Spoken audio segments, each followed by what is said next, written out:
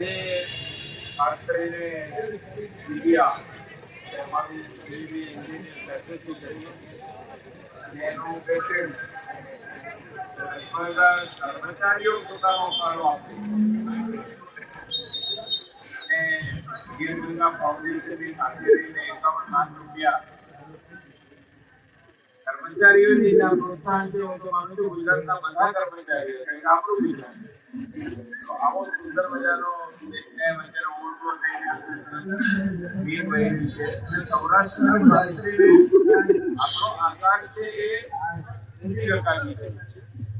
સૌરાષ્ટ્રની ભૂગોળ એટલે આવતા સમયમાં જે રીતે આપણે બનાવતા જઈએ છીએ બનાવ્યા છે આ પ્રક્રિયાને સતત ચાલુ રાખવી પડશે.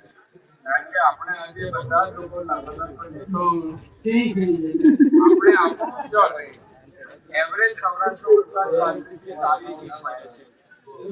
જાણે કે પણ 10% પાણી પણ જમીનમાં આપણે ઉતારી દઈએ તો સૌરાષ્ટ્ર પાણીનો ક્યાંય સ્ત્રોત શોધવા જેવું નથી. એટલા માટે આવી સામાજિક સંસ્થાઓ ગીર ગંગા ફાઉન્ડેશન બધા લોકો ભેગા થઈને જે પ્રયાસ કરે છે એમાં અમારા એન્જિનિયરો 5 એન્જિનિયરોનું ઓર્ગેનાઇઝેશન છે. આ બધા લોકોએ સાથે મળીને આ એક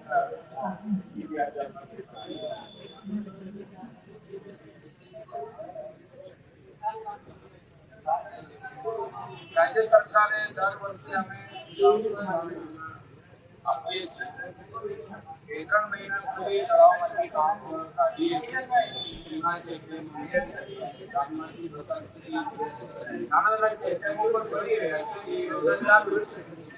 આવતા દિવસોમાં આપણે સૌરાષ્ટ્રને ધ્યાનમાં રાખીને વ્યાપકપણે પાણી માટેનો અભિયાન આમ તો આપણે નર્મદાના પાણીથી 7,500 ગામડાને જોડી દીધા છે. નગરપાલિકાને જોડી છે. પીવાના પાણીના પહેલાના જમાનામાં 4,500 ટેન્કર મોકલવા પડતા હતા 4,500 ગામડામાં. એવી સ્થિતિ નથી પણ આપણે કુદરત આપણને આપે છે. અને મેં જોયું છે સૌરાષ્ટ્રની નાસી ચેકડેમોનો અમે જ્યારે સદાનંદ જળસંચય યોજના સહભાગી અભિયાન ચાલુ તો ગામડે જઈને ગામમાં સભા કરીએ કે તમારે 20% આપવાના છે તો ખેડૂતો તો આપે.